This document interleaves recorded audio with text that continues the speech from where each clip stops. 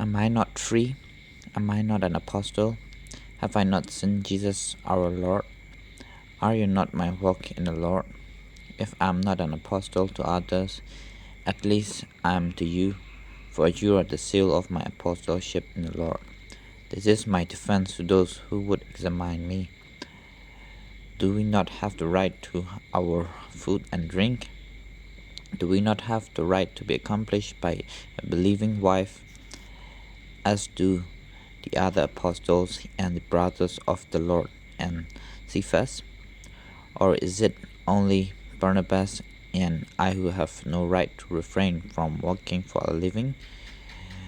Who at any time pays the expenses for doing military service? Who plants a vineyard that does not eat any of its fruit? Or who tends a flock and does not get any of its milk? Do I say this on human authority?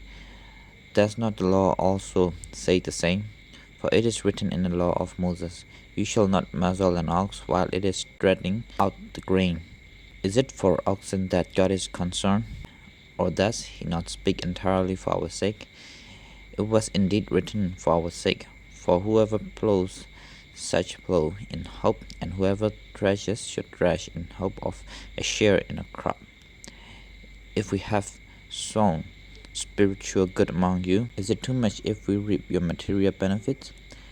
If others share this rightful claim on you, do not we still more? Nevertheless, we have not made use of this right, but we endure anything rather than put an obstacle in the way of the gospel of Christ. Do you not know that those who are employed in a temple service get their food from the temple, and those who serve at the altar share in what is sacrificed on the altar?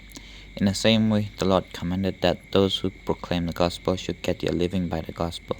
But I have made no use of any of these rights, nor am I writing this so that they may be applied in my case.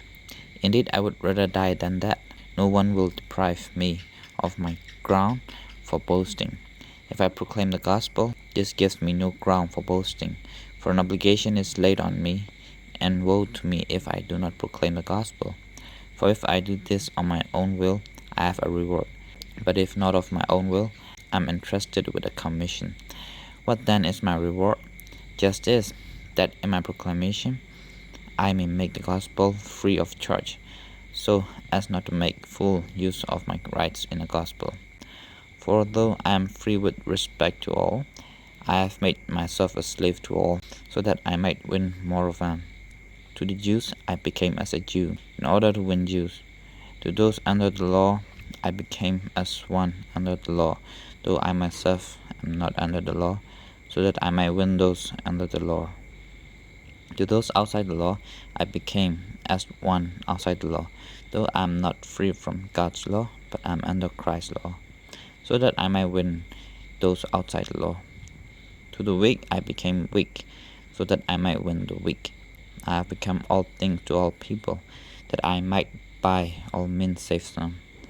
I do it all for the sake of the gospel, so that I may share in its blessings. Do you not know that in a race, runners all complete, but only one receives the prize? Run in such a way that you may win it.